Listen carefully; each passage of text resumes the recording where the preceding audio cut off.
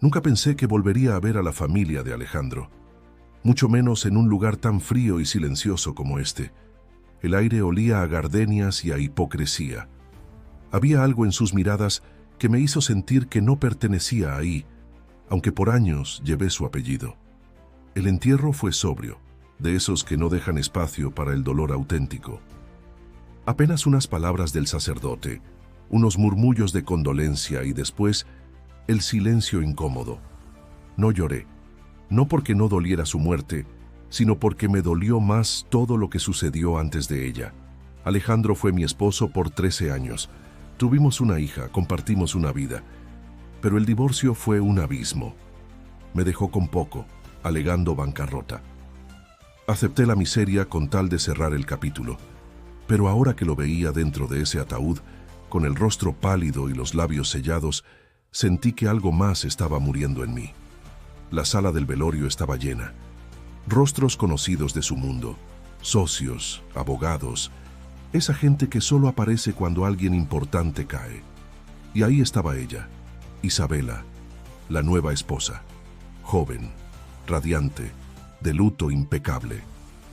Ni una lágrima en su rostro perfecto. Sostenía el brazo de su madre, mientras recibía condolencias con una sonrisa triste, pero serena, como si todo esto fuera un acto ensayado. Al fondo, los abogados se acomodaban. Escuché murmullos sobre la lectura del testamento. No me interesaba. Alejandro y yo ya no teníamos ningún vínculo legal. Pero cuando me llamaron por mi nombre, sentí una punzada en el pecho. Me acerqué sin saber por qué. Curiosidad, tal vez, o algo más oscuro, ese deseo de confirmar que para él yo ya no significaba nada. El abogado principal, un hombre calvo de lentes gruesos, tomó el documento con solemnidad. Según la última voluntad de Alejandro Rivas Montejo, comenzó. Las palabras fluyeron lentas como veneno. Propiedades, cuentas, inversiones, todo iba a Isabela. Cuando llegó a mi nombre, hizo una pausa breve y continuó. Nada para la exesposa. Lo dijo en voz alta, claro, con la frialdad de quien sabe que está cumpliendo una orden cruel. Hubo un murmullo, algunas miradas de lástima, otras de satisfacción. Isabela no volteó a verme, pero sé que escuchó. Me quedé inmóvil, no por sorpresa, sino por la brutalidad de la frase. Nada para la ex esposa. Como si esos años compartidos, esa hija que criamos juntos, nunca hubieran existido. Me alejé lentamente. Salí al jardín para respirar. Las gardenias estaban más vivas que yo en ese momento. Encendí un cigarro que llevaba escondido, aunque había dejado de fumar hacía años. Sentí que el humo me devolvía el control. Fue entonces cuando un joven que no reconocí se acercó. Alto, delgado, ojos nerviosos. Me entregó un sobre cerrado. Me pidieron que se lo diera solo a usted, señora Jimena. Hoy. Aquí. Lo tomé sin decir palabra. Miré el sobre. No tenía remitente. Solo mi nombre, escrito con tinta azul. Lo abrí con manos temblorosas. Dentro un documento doblado en 3 partes. Reconocí de inmediato el encabezado. Última voluntad y testamento de Alejandro Rivas Montejo. Sentí un latido extraño en el pecho. Revisé la fecha, 2 años atrás, antes de que se casara con Isabela, antes incluso del divorcio. Las cláusulas eran distintas. Claramente decía que la mitad de sus bienes pasarían a nuestra hija y el resto sería administrado por mí, hasta su mayoría de edad. Pero lo que me paralizó no fue eso, fue la firma al final. No era solo la de Alejandro, había otra firma más, con rúbrica clara, Dolores Montejo de Rivas, su madre, la misma que, según todos, había muerto hace 3 años. Me senté en una banca de piedra, con el corazón martillando. ¿Cómo podía haber firmado algo después de su muerte? ¿O nunca murió realmente cuando dijeron? Todo esto olía a fraude, a un montaje cuidadosamente armado. Guardé el sobre dentro de mi bolso con la misma delicadeza con la que se guarda una bomba. No dije nada, no aún, pero dentro de mí algo se encendió. Una mezcla de rabia, duda y una necesidad urgente de entender qué demonios estaba pasando. No se trataba del dinero, se trataba de la verdad. Esa noche no dormí. Volví a casa con el sobre guardado como si fuera un pedazo de dinamita, temiendo que algo o alguien viniera por él. Cerré todas las puertas con doble seguro, apagué el celular y me senté en la cocina con una libreta y una pluma. Tenía que entender qué significaba ese testamento. Tenía que ordenar mi mente antes de mover cualquier pieza. A la mañana siguiente, pedí una cita con el abogado de Alejandro, el mismo que leyó el testamento oficial. No mencioné el otro documento por teléfono. Dije que quería entender las condiciones legales que me dejaban fuera de todo, aunque no tuviera derecho ya. Me recibió con cortesía, aunque con una pizca de incomodidad. Se notaba que no esperaba verme tan pronto. Todo fue hecho dentro del marco legal, me dijo mientras deslizaba su dedo sobre la copia del testamento reciente. Alejandro cambió su testamento 6 meses antes de morir. Aquí están las firmas de los testigos y el notario. Tomé el documento. Miré las firmas. No reconocía a nadie. Ni uno solo de los nombres me sonaba familiar. Pregunté si podía hablar con los testigos. Me respondió con evasivas. Según él, uno estaba fuera del país, el otro en un retiro espiritual, y el notario ya se había jubilado. ¿Puedo obtener copia certificada del documento original?, pregunté. Tendrá que solicitarlo por la vía legal correspondiente, pero no creo que tenga motivos válidos para hacerlo. Lo miré fijo. No dije nada. Guardé silencio durante unos segundos que se hicieron eternos. Finalmente, me levanté y le di la mano. Sonrió nervioso. Antes de irme, me giré. ¿Y si existiera otro testamento? Uno anterior. ¿Ese tendría validez? Dependería, respondió de inmediato. Si no fue revocado, sí. Pero si existe uno posterior con validez legal, ese prevalece. Salí de ahí con más preguntas que respuestas. Volví a leer el documento que tenía en mi bolso. La firma de Alejandro era idéntica, pero lo que me seguía atormentando era la rúbrica de su madre. ¿Cómo podía ser? Estaba falsificada. Había muerto después de lo que todos pensaban. ¿O todo era una gran mentira? Fui a ver a alguien que no esperaba visitar. Isabela. La encontré en una cafetería cerca del despacho de Alejandro. La saludé sin rodeos. Me invitó a sentarme, quizás por cortesía, quizás por curiosidad. Le pregunté directamente si sabía algo del testamento anterior. Se rió. ¿Todavía piensas que tienes derecho a algo?, me dijo removiendo su café con lentitud. Alejandro me eligió a mí. Su familia me aceptó. Tú solo eres un capítulo cerrado. No estoy detrás del dinero, respondí. Estoy detrás de la verdad. La verdad, repitió ahora sin sonrisa. ¿Y qué crees saber tú sobre la verdad? No respondí. Saqué una servilleta, escribí una fecha. 5 de mayo de 2021. Era la fecha del testamento que yo tenía. Se la dejé en la mesa. Tal vez deberías revisar tus archivos. Las mentiras tienen fecha de caducidad. Me levanté y me fui. No miré atrás, pero sentí su mirada clavada en mi espalda como una cuchilla. De vuelta en casa, abrí la caja donde guardaba las cartas antiguas de Alejandro. Ahí estaban algunas notas manuscritas, listas de compras, boletos de conciertos de hace años, todo lo que uno guarda cuando aún cree en el amor. En medio de esos papeles encontré algo que no recordaba, un recibo bancario de una cuenta conjunta que nunca cerramos. La fecha era posterior al divorcio y la cuenta seguía activa. Fui al banco al día siguiente, pedí el estado de cuenta. Me lo negaron, por razones legales. Pero al mencionar el nombre completo de Alejandro y mostrar mi antigua credencial como cotitular, logré que al menos me confirmaran algo. La cuenta había recibido movimientos recientes, hasta el mes antes de su muerte. Eso no tenía sentido. Según lo que sabía, había cerrado todas sus cuentas viejas. Entonces, ¿por qué seguía usando esa? ¿Y qué había hecho con el dinero? Volví a casa con un cuaderno lleno de anotaciones. Estaba empezando a conectar hilos, pero me faltaba una pieza clave, la firma de su madre. Sabía que si esa firma era auténtica, todo el castillo legal de Isabela se derrumbaría. No quería levantar sospechas aún. Tenía que moverme con cautela. Pero una cosa era segura. No estaba loca. Algo estaba mal en todo esto, muy mal. Y yo pensaba descubrirlo. Las respuestas no estaban en los juzgados, ni en las oficinas relucientes de abogados pagados por Isabela. Estaban en el pasado, en los espacios que compartimos, en las cosas que Alejandro y yo nunca cerramos del todo. Me metí al trastero, abrí cajas olvidadas y carpetas polvorientas. Me tomó horas, pero encontré una vieja laptop que usamos juntos en los últimos años de matrimonio.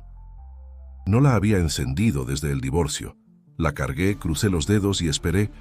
El sistema tardó, pero arrancó. Usaba una contraseña que conocía, el segundo nombre de nuestra hija. Dentro había correos, fotos, documentos escaneados. Busqué la palabra testamento. Nada. Luego busqué madre o Dolores o firma. Encontré un correo que casi me hizo caer de la silla. Alejandro le había enviado un mensaje a un abogado diferente, con copia a su madre, el 3 de mayo de 2021. Decía: quiero que todo quede claro. Si algo me pasa, Jimena debe ser la administradora. Nuestra hija no puede quedar expuesta. Y al final, mamá, si estás de acuerdo, por favor firma como testigo. Es solo una formalidad.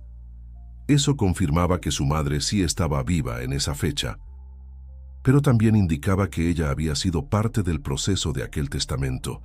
No era una firma falsificada, era auténtica, y de pronto la historia oficial que me habían vendido comenzó a tambalearse. Seguí buscando. Encontré recibos de pagos de seguros, propiedades a nombre de empresas que nunca mencionó. Alejandro tenía bienes ocultos, o al menos bienes que nunca reveló durante el divorcio. Pensé en las veces que discutimos por dinero, cuando me decía que estábamos al borde de la ruina. Mentiras. Me sentí estúpida por haberlo creído. Cerré la laptop. Respiré hondo. El enojo comenzaba a desplazar la tristeza. Recordé un día en particular, poco antes de que nos separáramos. Alejandro llegó tarde, ojeroso, con el saco desalineado. Dijo que venía del hospital, que su madre había recaído. Pero en su expediente médico, según me enteré después, ella ya estaba declarada fallecida. Entonces, ¿quién estaba enferma ese día? ¿O acaso no había muerto? Llamé a su prima, Clara, con quien había perdido contacto tras la separación. Siempre fue neutral. Me respondió con cautela, pero accedió a hablar. Le pregunté directamente: ¿tú viste a Dolores muerta? Silencio al otro lado. No, dijo finalmente. Nunca hubo cuerpo. Dijeron que fue cremación directa. Nos mandaron un acta, una urna sellada, nada más. Esa respuesta me heló la sangre. Era legal, sí, pero inusual. Una mujer como Dolores, tan tradicional, tan de misa y rosario, ¿sería incinerada sin velorio, sin despedida? Clara también recordó algo más. A Dolores le daba miedo la nueva esposa de Alejandro. Decía que era ambiciosa, muy dulce por fuera, pero que todo lo controlaba. Lo decía en voz baja, como si alguien pudiera oírla. Colgué con el corazón latiendo a 1000. Había algo escondido en todo esto. Dolores temía a Isabela. Alejandro ocultaba bienes, y el testamento original había sido enterrado, o al menos suplantado. Mi hija entró a la sala justo cuando estaba guardando los papeles. Me preguntó si todo estaba bien. Le dije que sí. No quería meterla en esto, aún no. Pero cuando me abrazó, entendí lo que realmente me movía.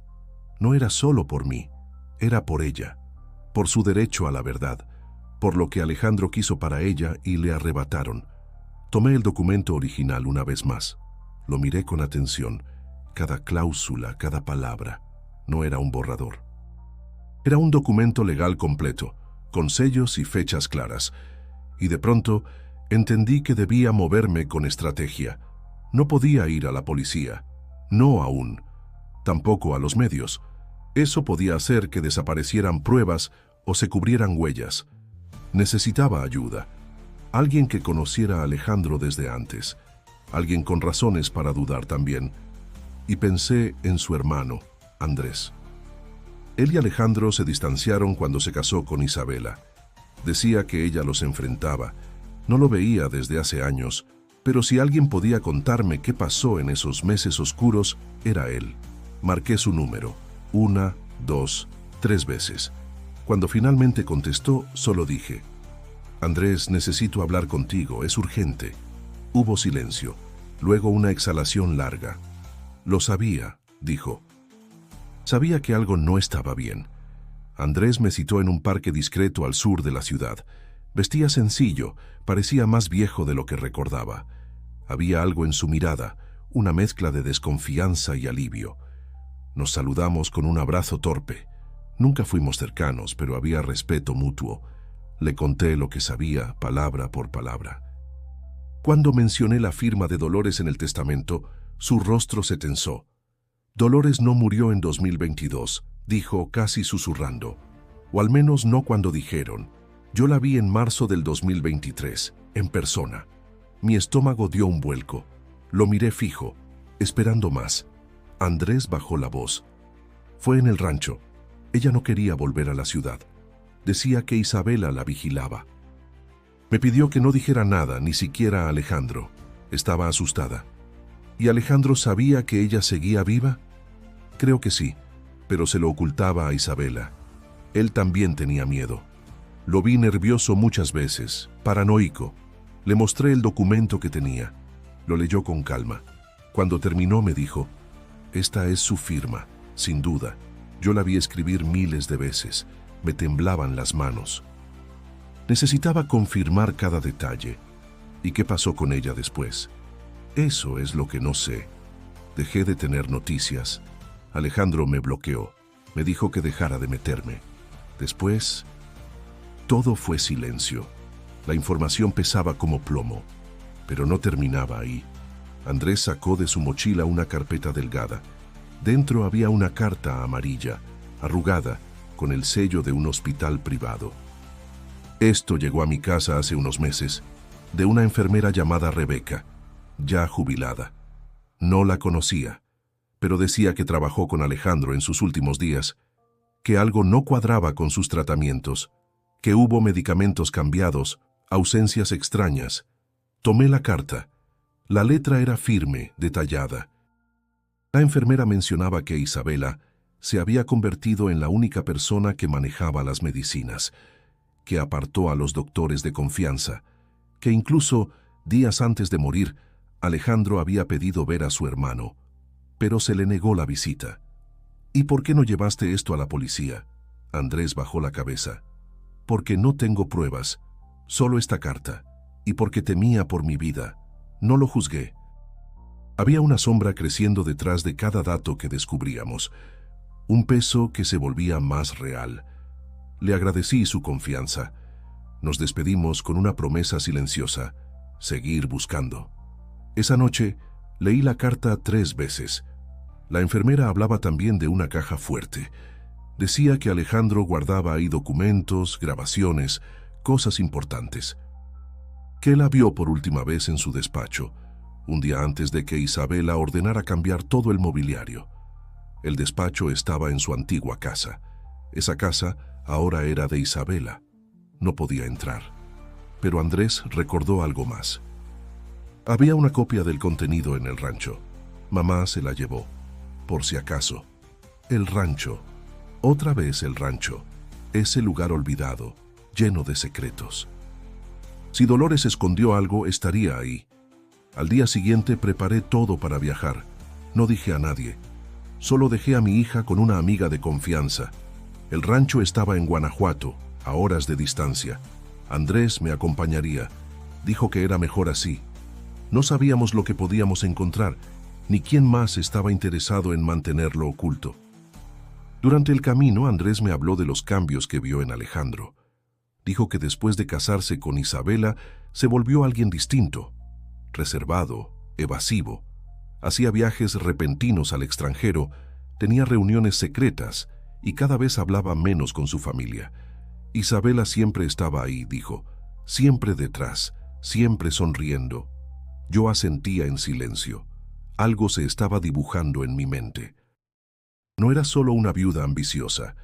Era alguien que había tomado control total, pieza por pieza, y quizá con la ayuda de otros. Andrés también reveló algo más, que el notario que firmó el último testamento era primo lejano de Isabela, que su nombre apareció de la nada en la familia, que nadie lo había visto antes. La red se tensaba. El fraude ya no era una posibilidad. Era una certeza esperando ser expuesta. Esa noche dormimos poco. El rancho nos esperaba al amanecer, pero mis pensamientos estaban lejos del descanso. Estaban con Dolores, escondida, firmando papeles por miedo, con Alejandro, pidiendo ayuda que no llegó, con una caja fuerte perdida y una verdad que se negaba a morir. Llegamos a la ciudad al anochecer. Después del viaje al rancho no quería perder tiempo.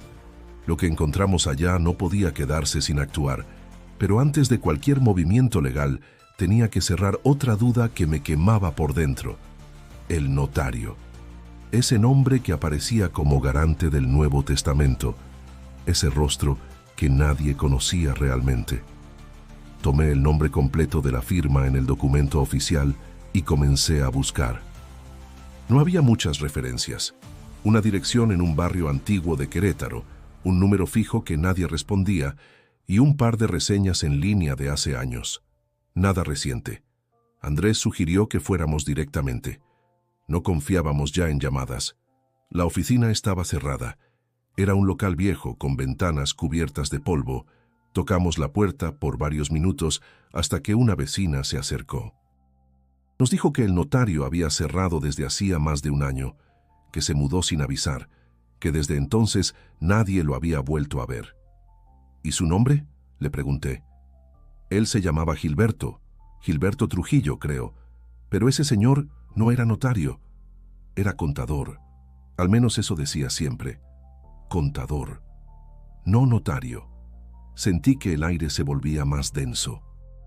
Pedí más detalles, pero la mujer solo repitió que era raro, que siempre andaba con personas de buen vestir y que un día simplemente desapareció.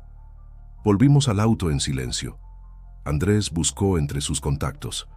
Después de varias llamadas, dio con un viejo amigo abogado que aceptó ayudarnos. Nos recibió en su oficina esa misma noche. Le mostramos los 2 testamentos. Los revisó con calma, línea por línea.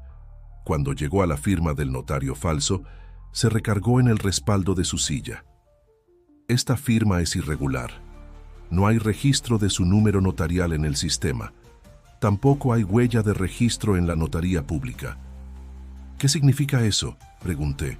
Que este documento no tiene validez legal, fue fabricado. Tal vez con documentos falsos, con testigos comprados, pero no tiene sustento. Mi cuerpo temblaba. No solo habían ocultado el testamento verdadero, habían inventado uno nuevo desde cero.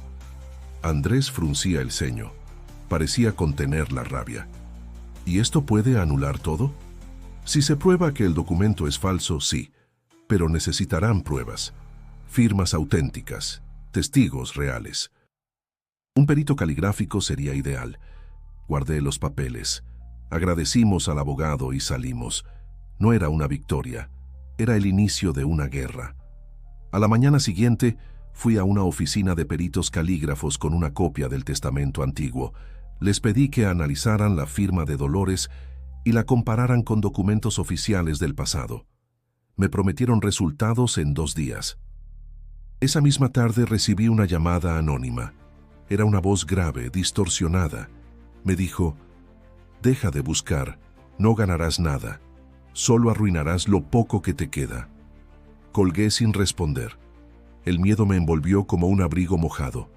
Pero al mismo tiempo, esa llamada me dio más razones para continuar. Alguien tenía miedo, y eso significaba que íbamos por buen camino. Más tarde decidí volver a visitar al abogado que leyó el testamento en el funeral. Esta vez no fui amable. Quiero saber cuántos documentos validó sin comprobar la firma del notario. Quiero los nombres de los testigos. Él intentó evadirme, pero le mostré la carta de la enfermera. Le dije que si algo me pasaba ya había copias distribuidas. Vi cómo tragaba saliva. Yo solo hice lo que se me pidió, dijo al fin. Alejandro parecía convencido. Todo estaba en regla, o eso me hicieron creer. ¿Y quién se lo pidió? Titubeó. Finalmente respondió. Fue Isabela. Ella trajo todo. Ella dijo que Alejandro estaba débil, que no podía venir. Solo firmó. ¿Y verificó usted esa firma? No personalmente. Solo lo presentaron como hecho consumado. Sentí náuseas. La indignación me hervía por dentro. Me despedí sin más. No podía quedarme ahí. Esa noche, regresando a casa, recordé una frase que Dolores solía decir cuando algo olía mal. Cuando el río suena, es porque piedras trae. Y este río venía cargado. Firmas falsas, documentos desaparecidos, un notario fantasma y una mujer que parecía haber tejido todo desde las sombras. Esperaba el informe del perito como quien espera un veredicto. Sabía que si la firma era auténtica, todo cambiaría. El castillo de mentiras de Isabela empezaría a tambalearse. Pero mientras tanto, debía tener cuidado. Ya no era solo una disputa legal. Ahora era personal y peligrosa. El informe del perito llegaría en 2 días, pero no podía quedarme de brazos cruzados. Había una verdad enterrada en el rancho, y no iba a esperar más. Andrés y yo salimos al amanecer. El aire en la carretera era denso, como si presintiera lo que íbamos a encontrar. El rancho estaba exactamente como lo recordaba, silencioso, apartado, cubierto de ese polvo que solo se acumula en los lugares donde el tiempo se detuvo. Era una propiedad vieja, de paredes gruesas y techos bajos, rodeada de monte seco. Dolores pasó sus últimos años ahí, según decían. Ahora sabíamos que quizás no solo vivió, sino que también se escondió. Andrés abrió con una llave oxidada. El chirrido de la puerta se sintió como una advertencia. Todo estaba en penumbra. Había muebles cubiertos con sábanas, olor a humedad, y ese silencio espeso que a veces grita más que las palabras. Mi madre dormía en esta habitación, dijo, señalando al fondo. Pasaba los días leyendo, escribiendo cartas y hablando con Dios.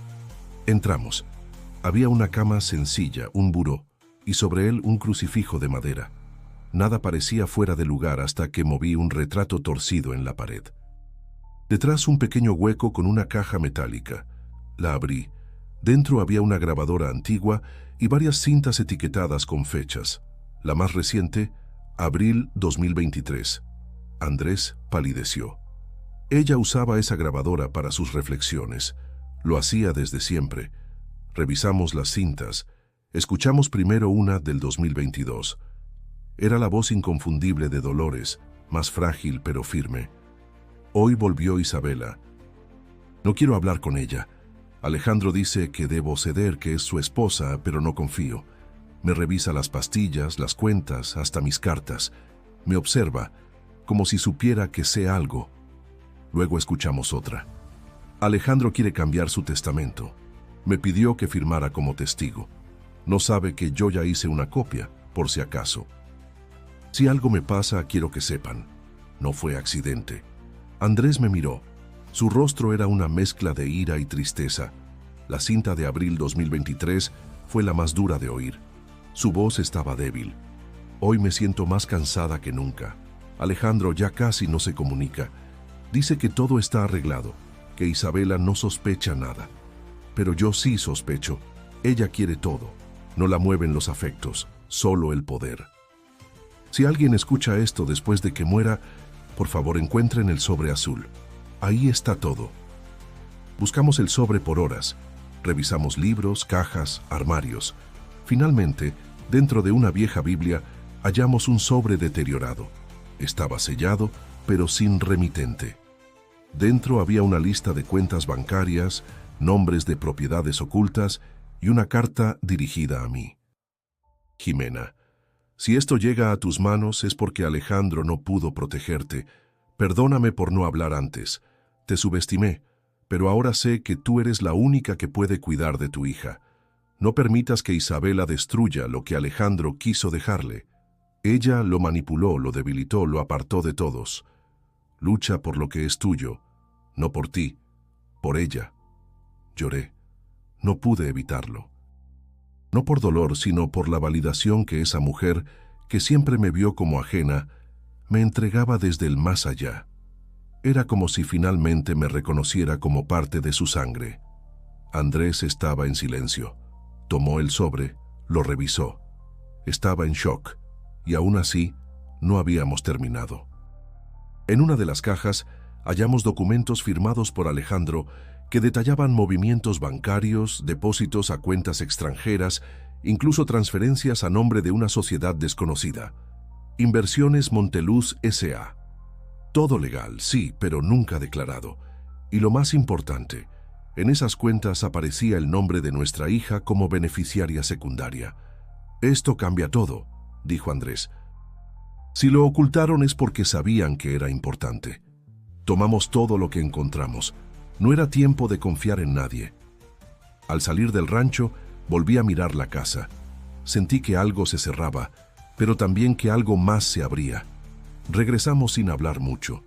Los pensamientos eran una tormenta dentro de mi pecho. Al llegar a casa, mi celular vibró. Era un mensaje del perito. «El análisis está listo. La firma de Dolores es auténtica, sin dudas». Me quedé en silencio. Lo supe en ese instante. Ahora sí, Isabela iba a enfrentarse a la verdad. El informe del perito caligráfico confirmó lo que ya sabía en las entrañas, pero necesitaba escuchar de manera oficial. La firma de Dolores era auténtica. No había falsificación, no había margen de duda. El testamento original era legítimo. Y el que presentó Isabela, una farsa construida sobre cenizas. Me senté frente al abogado de la familia, el mismo que había guardado silencio en el funeral. No llegué con súplicas, llegué con pruebas. Le entregué el documento original, el informe caligráfico, la carta de la enfermera, las grabaciones de Dolores y la lista de cuentas ocultas. Lo observé mientras leía todo. Su rostro pasó de la indiferencia a la alarma. «Esto es grave», dijo al fin con voz apagada. Grave fue permitir que una mentira sepultara la voluntad de Alejandro y de su madre. Le respondí sin mover un músculo. Guardó silencio. Luego tomó una decisión. Se levantó, fue hasta su caja fuerte y sacó un expediente polvoriento. «Este es el archivo que Alejandro dejó en mi poder antes de su última hospitalización. Me pidió que lo mantuviera cerrado, salvo que hubiera dudas serias. Nunca lo abrí. Hasta ahora.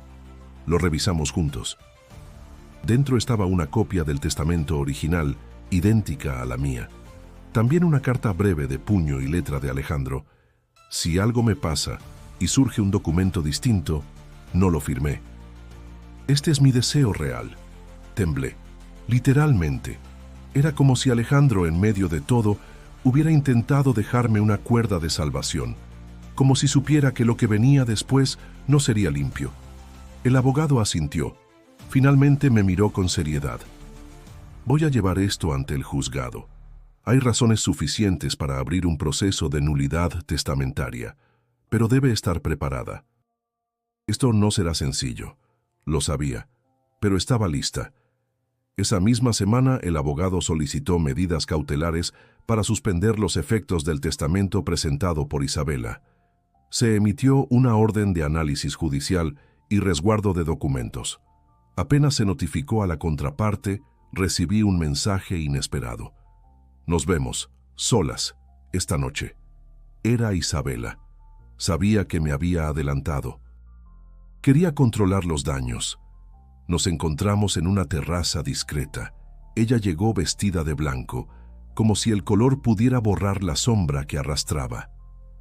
«Has jugado bien», dijo, apenas sentándose, «pero te vas a arrepentir». «No estoy jugando», respondí. «Esto no es un ajedrez, es la vida de mi hija, es la memoria de Alejandro y la verdad». «La verdad», repitió con sorna. «¿Y qué sabes tú de la verdad, Jimena? ¿Crees que él te quiso hasta el final? ¿Que no me eligió a mí?» No mordí el anzuelo, solo la observé. Estaba nerviosa, aunque intentara disimular. «No importa a quién quiso. Lo que importa es que él escribió un testamento y tú lo enterraste. Isabela sacó un sobre, lo empujó hacia mí. $20,000, ahora mismo, y desapareces. No lo toqué. ¿Eso es lo que vale su voluntad?, le pregunté. Eso es lo que vale tu silencio. Porque si sigues, no solo vas a perder este juicio, vas a perder algo más. ¿Me estás amenazando? Estoy protegiendo lo que es mío, lo que él me dio, lo que me merezco. Saqué el celular del bolso y presioné detener. Andrés, que me había acompañado discretamente, había grabado todo desde una mesa cercana. No dije una palabra más. Me levanté y me fui. Al día siguiente llevamos la grabación al abogado. Era la pieza que faltaba. Isabela admitiendo soborno, intimidación y reconociendo que sabía de la existencia del testamento original. El proceso legal avanzó como un tren desbocado. El juez aceptó la solicitud de impugnación. Se ordenó peritaje completo de todos los documentos presentados. La Fiscalía abrió investigación formal por falsificación, coacción y obstrucción. Isabela fue citada. Su rostro en la entrada del juzgado ya no era el de una viuda elegante, era el de una mujer acorralada. Yo no me sentía victoriosa, me sentía agotada, pero también, por primera vez en mucho tiempo, en paz. Porque cada paso me acercaba no al dinero, no a la herencia, sino a la verdad que me robaron. Y lo sabía. Lo peor aún no había pasado. Pero estaba lista para enfrentarlo. El juicio comenzó un jueves lluvioso. El tipo de día en que los pasos suenan más pesados, en que los rostros están más tensos y el aire se corta con cuchillos invisibles. Entré al tribunal con la cabeza en alto. No tenía miedo. Ya no. La verdad iba conmigo. Los abogados presentaron los dos testamentos. Uno limpio, legítimo, con firmas verificadas y fechas coherentes. El otro, un rompecabezas armado a la fuerza, sin notario válido, con testigos inubicables. El juez, un hombre de expresión severa y gafas gruesas, escuchaba en silencio. Tomaba notas, cruzaba los brazos, alzaba las cejas con ciertos nombres. Se presentó el informe caligráfico. Confirmaba que la firma de Dolores era auténtica y también que la del notario del testamento reciente no tenía respaldo legal. El juez pidió que se investigara la existencia del supuesto notario. La respuesta fue clara. No estaba registrado y la dirección declarada era falsa. Luego vino el turno de los testigos. Primero, una mujer mayor, temblorosa. Era Rebeca, la enfermera jubilada. Narró cómo Isabela controlaba la medicación de Alejandro, cómo apartó a los doctores antiguos y trajo otros, desconocidos, cómo, días antes de la muerte, Alejandro había pedido a su hermano y nadie lo dejó entrar. Él estaba débil, dijo con voz quebrada, pero no inconsciente. Pedía que lo escucharan. Decía que no confiaba ya en nada. Su testimonio fue como un golpe seco. Luego subió otra mujer, Mariana, una asistente de la casa. Había trabajado con Dolores en el rancho. Confirmó que la señora vivía ahí hasta bien entrado el 2023. Un día simplemente desapareció, dijo. Nos dijeron que había muerto, pero nunca vimos nada. Solo llegó un camión, se llevaron sus cosas y nos echaron. El juez pidió que se leyera la carta que Dolores me dejó. Las palabras retumbaron en esa sala como ecos de ultratumba. No fue accidente, decía. No confío en Isabela. Cuando Isabela subió al estrado, lo hizo con otra cara. Lejos quedaba la viuda impecable. Ahora era una mujer arrinconada, tensa, evitando mirarme. Su abogado intentó desacreditar los testimonios, alegando que eran versiones de empleados resentidos, gente sin formación legal. Pero cuando se reprodujo la grabación en la que me ofrecía dinero para quedarme callada, el tribunal enmudeció. Eso no prueba nada, intentó decir. Solo era una conversación personal. Una conversación en la que admite saber del testamento original, replicó mi abogado, y en la que intenta comprar el silencio de la legítima tutora de la heredera directa. El juez pidió una pausa. Cuando regresó, su rostro era más duro que antes. Anunció que suspendía de inmediato los efectos del testamento nuevo y que habría una investigación penal sobre su autenticidad. También solicitó un análisis financiero de todas las cuentas vinculadas a Alejandro desde su matrimonio con Isabela. Salí de la sala sin llorar, sin gritar, solo con los ojos cerrados, respirando hondo. Era la primera vez que sentía que la justicia no era solo una palabra vacía. En los días siguientes los medios comenzaron a interesarse. Aparecieron titulares discretos al principio. Viuda millonaria bajo sospecha. Testamento impugnado por firma de fallecida. Conflicto familiar desentierra secretos. No hablé con nadie. No di entrevistas. No buscaba fama. Buscaba reparación. El proceso seguía su curso, pero lo más importante ya se había logrado. Detener el robo. Romper el silencio. Exponer la mentira. Mi hija aún no lo sabía todo. Le había contado lo básico, que su padre había dejado cosas que debían ser respetadas, que una investigación estaba en marcha, pero no le hablé del veneno, del control, del miedo. No aún. Lo haré cuando esté lista, cuando pueda mirar atrás y entender que su historia, como la mía, fue manipulada.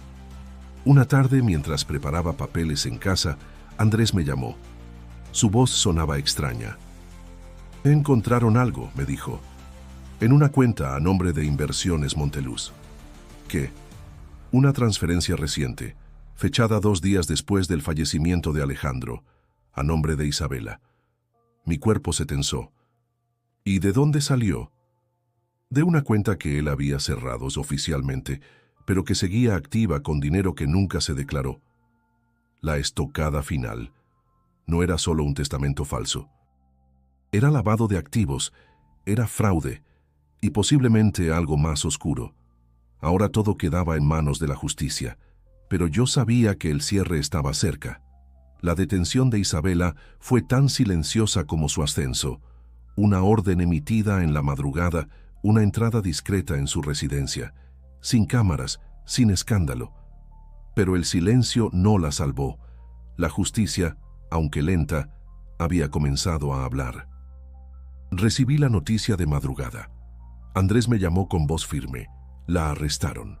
No pregunté detalles. Cerré los ojos, abracé a mi hija dormida y dejé que una lágrima, apenas una, se deslizara. No por venganza, por alivio. Los peritos judiciales entraron a la propiedad de Alejandro con autorización del juez. Revisaron documentos, computadoras, bóvedas. Fue ahí donde encontraron la caja fuerte que la enfermera mencionó. Estaba escondida detrás de un muro falso en el despacho. Dentro, todo. Grabaciones de audio con conversaciones entre Alejandro y su madre, copias de estados de cuenta, facturas de propiedades ocultas. Incluso había un diario digital donde Alejandro relataba sus últimas semanas. Me siento vigilado. No confío en ella. Quiero corregir mi testamento, pero me da miedo. Dolores me dijo que hiciera copias. No sé si lo lograré. Cada página era una herida abierta, no solo por lo que Isabela había hecho, sino por cómo Alejandro, aún con miedo, intentó dejar una estela para que alguien, yo, pudiera reconstruir la verdad. La Fiscalía presentó cargos por falsificación de documentos, fraude testamentario, obstrucción de justicia y lavado de dinero. El proceso era largo, pero sólido, y con la evidencia encontrada, el caso se convirtió en ejemplo. La prensa, que antes apenas susurraba, ahora gritaba. Yo no hablé. No me dejé seducir por los reflectores, porque lo importante ya no estaba en los tribunales, estaba en casa, en los pequeños pedazos que debía recomponer. Durante días me encerré con los objetos que recuperaron, cartas manuscritas, fotos de nuestra hija enmarcadas, hasta un peluche viejo que ella había perdido hacía años. Todo lo había guardado Alejandro, todo lo había conservado. Ahí supe que, pese al divorcio, pese al dolor, él no me había borrado, no me había odiado. Simplemente fue arrastrado por una red más grande que su voluntad, y esa red tuvo nombre y rostro. Fui con mi hija al cementerio. No le dije todo, solo que papá la amaba más de lo que supo demostrar. Le dejamos una carta escrita por ambas, una forma simbólica de cerrar el ciclo. Después de eso llegó el momento de declarar. Me senté frente al juez y hablé con la voz firme que el dolor me enseñó. No hablé como víctima, sino como madre. Narré cada paso, cada duda, cada descubrimiento. Mostré las cartas, las pruebas y dejé claro que no era una mujer resentida. Era una mujer determinada. Andrés también declaró. Su testimonio fue crucial. Contó cómo vio a su madre después de su supuesta muerte, cómo fue alejado de su hermano, cómo recibió cartas y advertencias que no supo interpretar a tiempo. Poco a poco, la historia se fue reconstruyendo, no solo para el tribunal, para mí también. Una noche, volviendo del juzgado, pasé frente a la vieja casa donde viví con Alejandro. Estaba vacía, cerrada, silenciosa. Me detuve frente al portón. No quise entrar. No necesitaba volver. Todo lo que importaba estaba conmigo. No se trataba del dinero. Aunque legalmente la herencia sería revisada y redistribuida según el testamento original, no era eso lo que me importaba. Había algo más poderoso que había recuperado: la memoria. La memoria de una vida compartida, con errores, sí, pero también con verdad. La dignidad de mi hija, su nombre limpio, su historia aclarada. Eso era el verdadero legado. Con el tiempo recibí mensajes de mujeres que habían pasado por historias similares, algunas que habían sido silenciadas por esposos poderosos, otras que habían perdido hijos en juicios injustos, herencias manipuladas, voces apagadas. Y decidí hacer algo con todo lo vivido. No soy abogada, no estudié leyes, no. Pero conocí el peso de la injusticia, el frío de las puertas cerradas, el vértigo de pelear sola contra un sistema que favorece al más fuerte. Por eso abrí un pequeño despacho de orientación legal, con ayuda de Andrés, con apoyo de voluntarios, no para vengarme, para evitar que otras se quiebren donde yo estuve a punto de caer. Porque entendí algo que cambió todo. El amor no siempre se salva, pero la verdad sí puede redimir. Y yo la había encontrado. El fallo judicial llegó un martes por la tarde. Fui notificada por el abogado, aunque ya intuía el resultado. El tribunal declaró inválido el testamento fraudulento. Se restituyó el original, con todos sus efectos legales, y se emitió orden para transferir los bienes conforme a lo que Alejandro había escrito años atrás. No salté de alegría, no hubo gritos ni celebración, solo un suspiro largo, profundo, que se llevó años de angustia. La verdad había ganado. No fue rápido, no fue limpio, pero fue. Mi hija recibió lo que le correspondía. No solo en bienes materiales, sino en respeto, en dignidad, en justicia. No tuve que explicarle demasiado. Ella lo entendió con madurez, con esa seriedad que a veces solo los adolescentes heridos saben mostrar. Repartimos los documentos con calma. Algunas propiedades se vendieron, otras se mantuvieron como respaldo para su futuro. No hice locuras, no hubo lujos, solo paz. Andrés y yo seguimos colaborando en el despacho comunitario que creamos. No fue sencillo al principio, pero poco a poco comenzaron a llegar mujeres, hombres también, buscando respuestas, buscando orientación. Algunos solo querían ser escuchados, otros necesitaban defenderse de herencias manipuladas, tutelas injustas, testamentos desaparecidos. Ese lugar se volvió más que una oficina. Se volvió un faro para quienes estaban perdidos, como yo estuve. Un día, mientras ordenaba unos archivos, encontré la carta que Dolores me había escrito. La volví a leer con otra mirada, ya no como una advertencia, sino como una bendición. A su modo, ella me había tendido la mano. Nunca me quiso del todo, pero al final me reconoció. Y eso, para mí, fue suficiente. Volví al rancho con mi hija. Quise que lo conociera. Le conté todo, sin dramatismos, con la verdad. Caminamos entre los árboles secos, tocamos la tierra donde su abuela pasó sus últimos años y dejamos una flor junto a la entrada. No por perdón, sino por cierre. Después de todo, cada historia necesita una última página. La vida siguió, más serena, sin sobresaltos, sin llamadas amenazantes ni puertas cerradas. Aprendí a volver a confiar, a reír con libertad. no por olvidar, sino por sanar. A veces me preguntan si lo volvería a hacer, si volvería a remover todo ese pasado por un documento, por una firma. Y siempre respondo lo mismo: sí, 1000 veces sí, porque lo que parecía solo una herencia era mucho más. Era la historia de una mujer anulada, de un hombre silenciado, de una hija desprotegida. Era la historia de tantas otras que aún callan. Y yo no quise callar.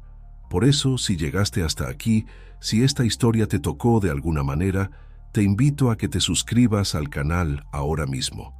Aquí no solo contamos historias, aquí las desenterramos, las enfrentamos y las contamos como merecen ser contadas. Y si quieres seguir con otra historia tan impactante como esta, haz clic ahora mismo en el video que está apareciendo en tu pantalla. Te prometo que no te dejará indiferente, porque las verdades ocultas siempre encuentran su camino. Gracias por acompañarme.